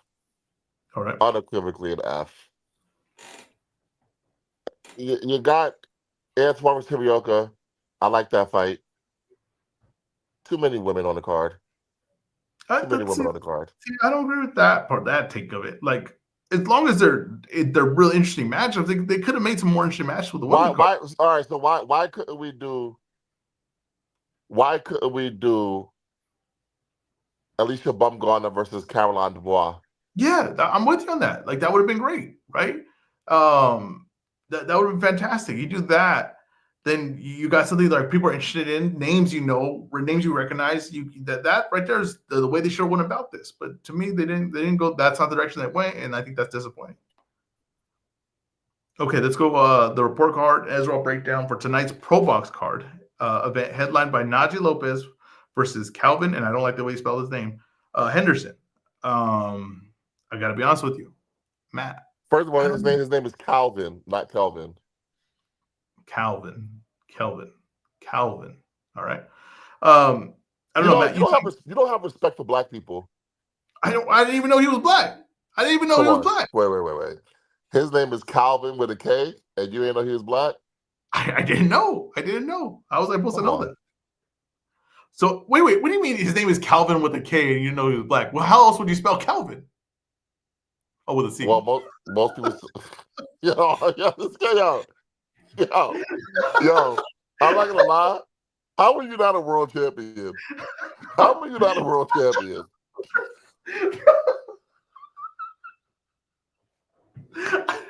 I really need Huey back. I need Huey back. I do. I don't need to be doing all this reading. I don't need to be doing all this things. I need Huey back. Just to be honest with you, Huey. I won't do the show without Huey. I'm going to put that in my contract. Oh my god, that is so funny. Oh my god, that is hilarious. I don't know anything about that card, Matt. You tell me. Should we be watching this? Is this going to be a good fight? I think that Najee Lopez needs to announce himself. David Morrell knocked out Calvin, I think, within 4 rounds. I want to see Najee Lopez match that or do better. Because this was a few years ago. All right. Good and good. let's get to our parlay, and we're gonna do this live. We're gonna do this live, man. I can't stop laughing at that Calvin thing. That is so funny. Oh He said, "What other way would you spell it?" man. That's hilarious. That is hilarious. No boxing. I'm not gonna bet any boxing today. Let's go to football. And we didn't do good football last week. I gotta be honest. We did not do good at football. The who really screwed me last week? What team did I bet on that really screwed me over? Oh, Cowboys. The Cowboys. I'll never bet on the Cowboys again. Man, they screwed me over. I thought they were gonna beat the Bears for sure. I'm gonna take Philly over Tampa. I'm gonna take Philly over Tampa. I'm gonna take the Bills over the Saints. And I'm gonna take this week. I'm gonna take my Rams. Now I'm a little bit worried about the Rams, right? Because that was a big disappointment last week, and I don't know if they recovered from it. It might take a week to recover, and the Colts might actually be pretty decent, right? So it might be take time to recover, and the Colts might be a little bit kind of like better than we thinking, right? They might think this might be like honestly like a get right week, and he might get punched in the face. But I'm gonna take him. That is plus 150. So that parlay is the Philadelphia Eagles over Tampa Bay, Buffalo Bills over the Saints, and the Rams over the Colts at plus 150. That's my raw hard cash. We need to get a win. We need to get back in the winning column. It's too bad. It's too bad. Huey wasn't here for the show me the money drop. I think it was kind of lacking, but show me the money. I needed it. But I have a parlay for the people. All right, what you got? All right, take Naomi Valle money line. Okay. She's going against Frederica Macri. Take Joshua Kevin Anton money line. He's going up against Isaiah Lucero. Take Emiliano Moreno money line. He's going up against Raul Garcia. And then Jorge De Jesus versus Anthony Cuba. Take the fight to go the distance. Okay? A simple 4-leg parlay. Okay? 4-leg parlay, very simple. $100. Wait, hold on. What just happened? What are you talking about? Wow. Yeah, $100 gets you $297. It's plus $297. Wait. What happened?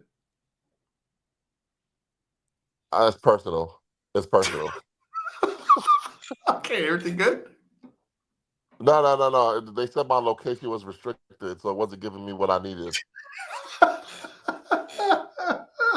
right. Can't trust fair do sometimes. But I'm telling you guys, plus 297. Cuba versus De Jesus to go the distance. Emiliano Moreno to win. Joshua Kevin Anton to win. Naomi Valle to win. 4 legs. Thank me later. All right, there you go. We never really get Matt's thing. He usually does it to the timeline, but this week we got it. So that's good. That's good stuff. He's bringing out the A game today. All right, let's book the damn territory. All right. You know, so much is said about PBC. PBC's this, PBC's that. What's going on with PBC? But the most storied promoter in boxing history is nowhere to be found. And I'm talking about Top Rank Boxing. What the fuck is going on with Top Rank?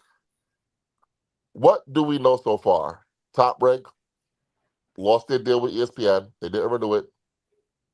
They said they were going to get a new deal. Has not been announced yet. Rick Glazer, who says that he's a boxing lifer, What are you doing here? he claims that Top Rank signed a deal with Stars, but no announcement has been made. What is going on with Top Rank in your estimation, Ezra? I don't think they could find a TV deal. I think that I've been thinking for a long time that this was going to be trouble, right? When I heard that they had approached Netflix, they had approached other people, and they were like, "We have no interest in this." Like I said, I that's fine. They took all this this cash from ESPN. To me, they took most of it and put out a bad product. But over the long run, there's no one that wants to deal with them. There's not really the big name that they could build behind. That's a guaranteed star, pay per view star. There's not really a proof that they put on a good product consistently. And I don't think I just think that they have a little bit of a tarnished image. I don't think that there's a lot of money right now for people looking to put money behind the boxing. I don't think there is. They probably have to take like a lesser deal with the zone, which would probably be around what Golden Boy gets, and they have contracts and rosters. I don't think that they can fulfill that. So I think that right now their best bet is they're just going to send guys to other promotions, and they're going to send other guys there, and they're going to build their schedule while they try to figure out what they're going on. But I don't, like I said, I don't think there's some grand plan. I don't think there's some big announcement coming. I don't think any of that. I think that I don't think they have a TV deal. They're signing guys, but they're trying to look to what to do with them, and they could easily become just a management company going forward. Well, here's the thing. There are rumors circulating around the industry, okay, that Top Rank has sold, To who? which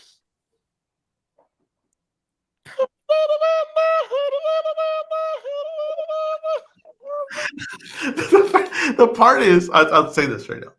I wasn't sure if you were trying to do the rumor report sound. That's the thing, right? I was like, is this guy trying to do the rumor report sound because we don't know how to control that?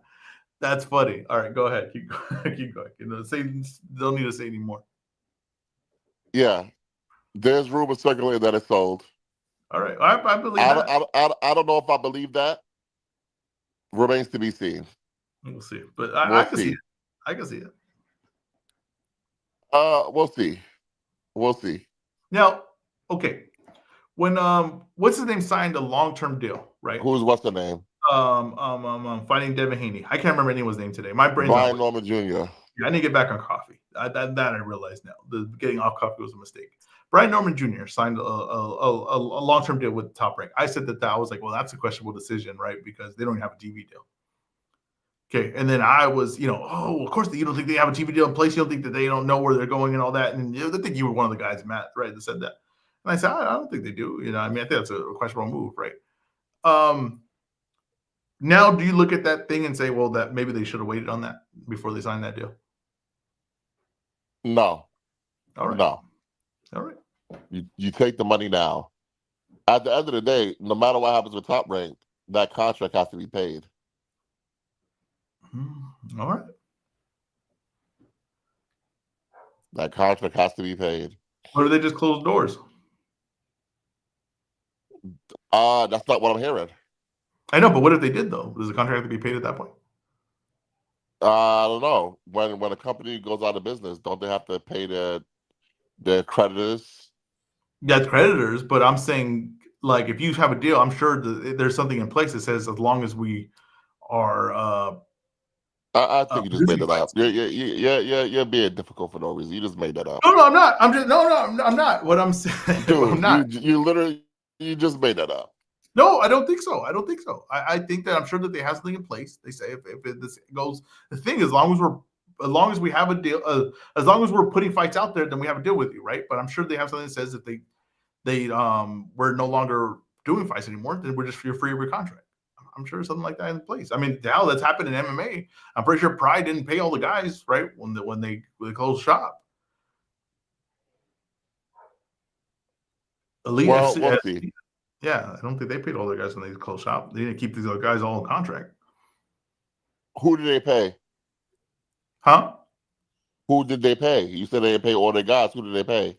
No, what I'm saying is when all these MMA promotions closed shop, I don't think they were paying the guys that were showing a contract. I think they would probably had a thing that said like, "Hey, we're not in business anymore." But I don't know. I could be wrong. I'm just saying. J-Ro said that WCW was still paying wrestlers when they closed shop. See, but WCW was sold, so someone still owned. I know. I get your situation. I'm not. This is something describing. I'm describing something different. I get your thing that they're sold. Then yeah, someone owns it. They still own those contracts. I'm just saying if they say, hey, we can't do business anymore. We close shop. Now I know with creditors, you still got to pay them. You file bankruptcy, they're going to work out whatever, sell everything you own and things like that, and get these guys paid. I get that. I don't know how boxing contracts work like that. Huh? All right, take us to quick hits, Ezra. Oh man, are you sure? Are you sure about this? All right, quick hits. WBA champ. Oh man, it had to be a name like this. Abbas Barao. Am I right about that? Continue. Has announced he is a free agent. Where should he sign, Matt? Where is he going to end up? I think he should sign with Golden Boy or Top Rank. Okay, I mean it's a good time to be a free agent in that weight class with a belt. That worked out nicely for him. Dave Allen could be in line for Deontay Wilder next, says Eddie Hearn. To me, isn't that a perfect matchup, Matt? For Deontay Wilder, yeah.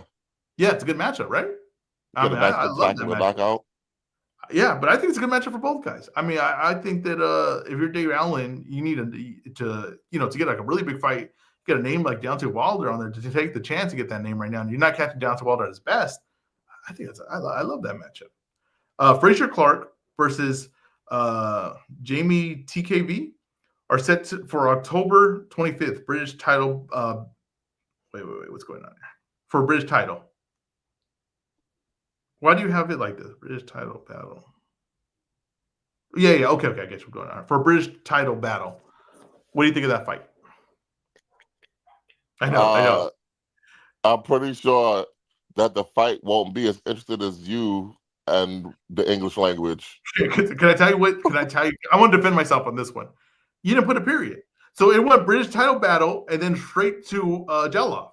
So I was like, why is Jelov's name? I thought like it was going to be on a Jelov card or something. I didn't get why it went there. There's no period, so I'm just kind of reading, right? That I would defend myself on that one. I think that's more the way it's written.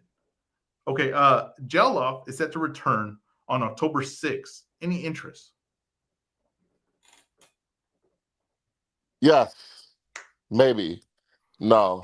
Move Is on. Jel- is Jelov still a talent that you think could be one of the best in boxing? I don't know. Is he Ivan Ditchko? Is he what? Is he Ivan Ditchko? Didn't that guy just fight? He did.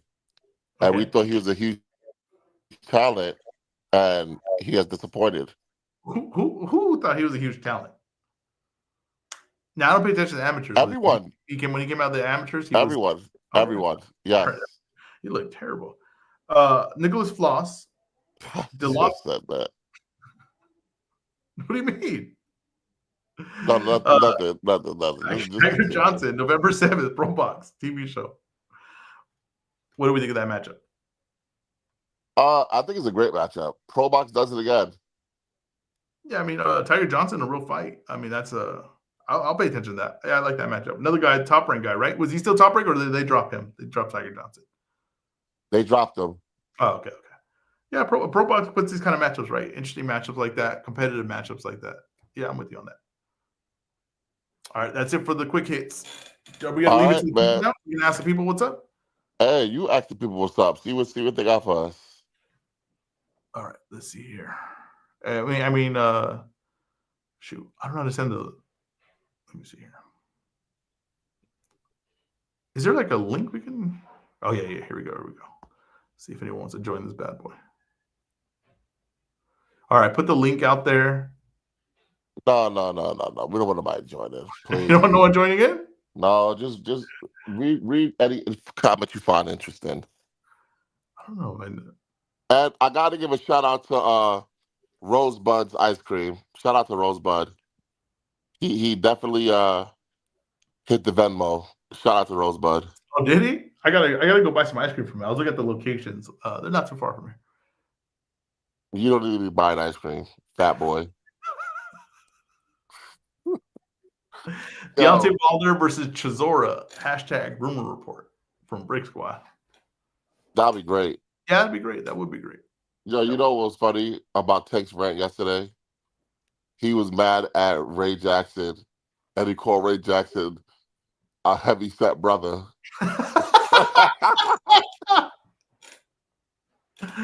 Oh, that is funny. Oh my gosh. People agree with me that when you did that sound, it did sound closer to the rumor report. I thought that's what you were doing.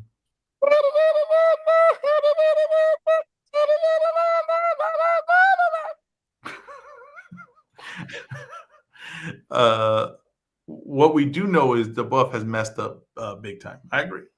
I agree. I agree. They messed up giving him control though. Don't blame the guy that failed. Blame the people that thought that he could be in that position. Um, Sibby says Sibby versus MVO May 2nd, 2026. Will this ever happen? We've been talking about that fight for a long time. You got in Uh, better shape, Matt.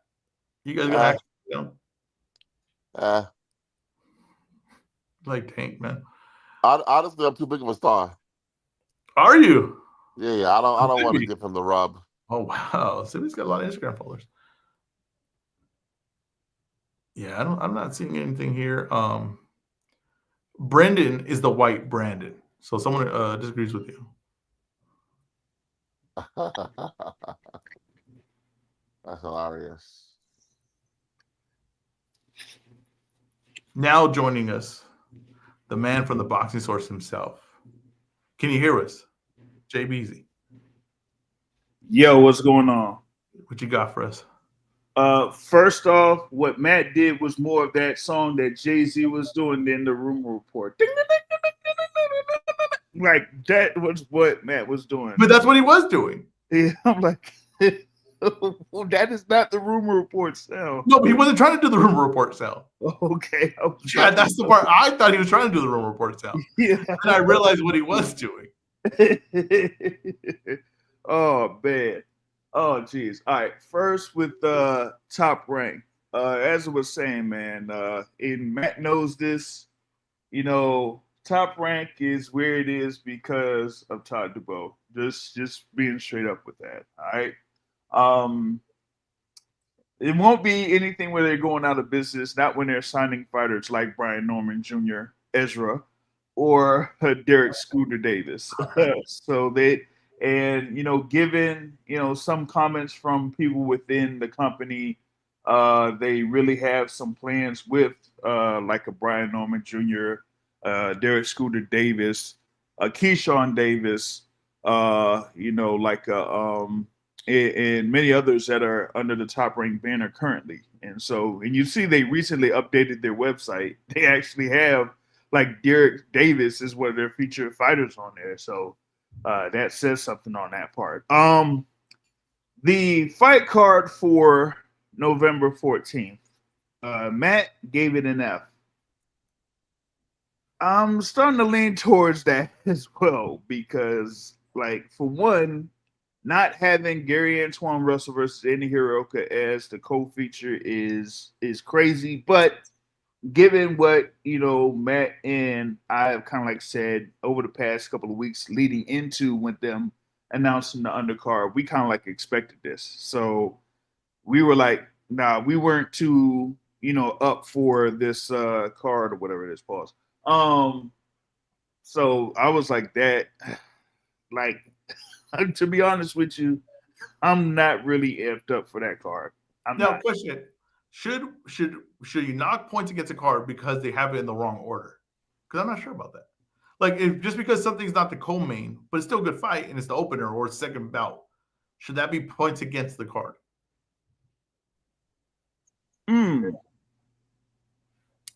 I say it should, and and I'll tell you why. Right? If you have, like, say for example, if you have something like how we had what was it, Isak Cruz versus Angel Fierro, right? A fight like that. And the next fight ends up being something to the level of, say, what was that? Arislandi Lara versus who's the guy's name? That he fought at Barclays. Oh my god. It was almost to that level. Like, it was like the main event when they had like the Charlo brothers and everything like that, but the Arislandi Lara was the main event, and like everybody at the Barclays left before the fight started. So you think it? So okay. So the main event could dictate that. Because okay, I'm with you on that. The main event could dictate that, right? Like if your main event's garbage, but you have a good fight on there, that should be the main event.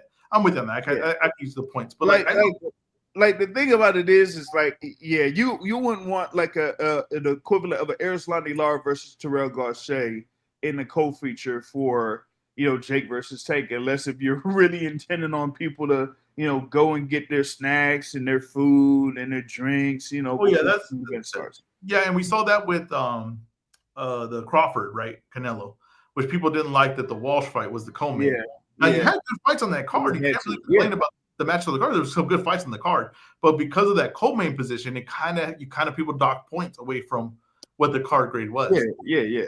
But I mean, they had no choice with that matchup they had at super middleweight though. So, but still, having that type of a style matchup with Callum Walsh and Vargas, there wasn't really much you could do to wait for Canelo versus Crawford. So but even outside of that, like just expecting a lot of MVP, level fighters on the card and not having, specific people within MVP be part of the card, that kind of, takes away from it. So, like, what was it? Like, I got it. Like how last year with not Tank, but Jake Paul versus Mike Tyson, like that, undercard. Actually, that one was much better. Even if you take off the rematch, that one was much better card. Oh yeah. That was a great card. That was a very good. So I'm like, man, they could have did a better job with some of the MVP fighters they had on the roster. Yeah, they probably, I think also too, because remember I think MVP is also having more cards now, and like they just did the Golden Boy. Yeah, they're supposed to. I think they're supposed to have one today, actually. Yeah, and then they had the Serrano Taylor, so they've been using their fighters throughout. So that I think that's also too. They might have had like a lesser of a selection of options this time around. Yeah, it's like when you have like more cards, then it's like, what else can you work with? You know what I mean? Yeah, I think they should have leaned on PBC a little bit more for their fights. I think they should have leaned on them to say like, hey, give us just like one more good matchup on this card. Yeah, they should have for this one. It is what it is. Anything else for us, Matt? Nope. What are your plans for today? To go to sleep. Heavy nap day for you or what?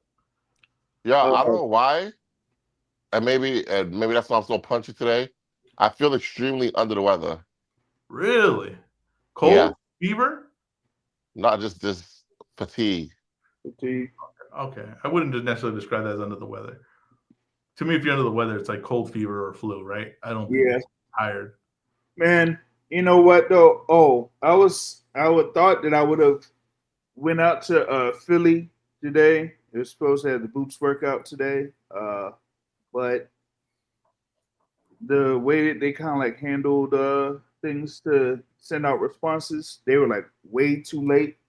Oh well, our guy, keeping 100 boxing time, will be attending that. Yeah. But he's in Philadelphia, so he could just walk a couple blocks and he'll be right there. No, I'm just playing. But yeah. Other than that, man, there really ain't much to kind of like going on. Although I do think that that pro box fight that's in November with Tiger Johnson and Nicholas Foz, that's going to be a really interesting fight. Really interesting fight there. Nicholas Foz is supposed to be like one of those guys that's coming up in the rankings at 147 pounds. And, him going up against Tiger Johnson, like this will really, now we're really going to see what's going to go down with Tiger Johnson if he's, really the goods there at 147 pounds. Yeah, I like fights like that. I'm really interested in that fight, actually. But yeah, the one thing too, like the last thing I'll touch on is the boxing schedule is really, really spread out. It's really, really spread out. That's not good. I mean, you lose momentum with that, and you lose interest because you're not talking about it consistently enough. There's not really a card to talk about tonight. Like, there's a card happening, but there's not like a one where it's like you could start a debate, a conversation. Really looking forward to, what I'm saying? That's I recommend you watching the card tonight because the Pro Box puts on good cards. I'm not saying that, but what I'm saying is that we need more high profile names, and you need that schedule more consistently throughout. Pretty much every weekend, you should have something to talk about. And boxing is doing itself really in this spot that's in right now is no favors not having that. So that's the one thing about the schedule this year. It's like this spread out of not having fights and waiting for matchups once a month or once every 2 months. It's hurting the product. It's hurting you're going to lose interest. And you're not going to be able to people to get in rhythm with the schedule. You need to get in rhythm with the schedule, and they're not doing that. So that's another thing that I think is real negative about boxing right now. So a lot of things to complain about boxing. So I mean, I don't want to do that too much, but there is a lot of things, and that's one of them. Yeah, I mean, we got we got to wait like a couple weeks until the Boost fight, and then after that, Denny's last bout at Barclays, and Let's then go, Danny. you know, um, yeah, for that fight, man, I put down a request for it, so yeah, you might see me up there for it. Interestingly enough, a lot of people think that Danny's going to lose this fight to this Gonzalez kid. Oh yeah, Really? yeah. That's what we heard this week from a couple of people um out there in New York, man. They say that he might not be able to get this win over Daniel Gonzalez. Yeah. Sibby says that Scooter Davis says he'll touch up Carmel Moulton. What you think? Oh yeah. That back and forth they've had on Twitter. That's kind of like a co-feature too. The back and forth between Shakur and Tank, huh? Interesting. Nice. A lot of arguments on Twitter. All right, guys. Well, this has been a great show. Matt, want to do our farewell? Uh, no, not really. Hey, check us out. Subscribe, like all platforms, YouTube, Twitter, Instagram, TikTok, Spotify, Apple Podcasts. We're literally everywhere. There's no corner of society that you can go without seeing Brunch Boxing. We're everywhere, and we have our OnlyFans, so feel free Whoa, to whoa, subscribe to that Whoa, also. whoa. We do not have OnlyFans. Do we have OnlyFans? We do. I didn't know that. Since Yeah. when? Hey man, we have our OnlyFans, so make sure you guys go subscribe to that. But Man, this has been it another better edition not of be Brunch like Boxing. it I better not be appreciate. like Malik Scott's OnlyFans. Nah. We appreciate the Boxing Source for joining us. Make sure you go follow the Boxing Source on YouTube, X, Spotify, all the platforms. He is our COO, the Mexican Al Hammond Mike. He is Huey. He's just Huey, I guess, until we come up with a better name for him. He is our host, Ezra Boxing. I am Matt. We are Brunch Boxing, and we are out.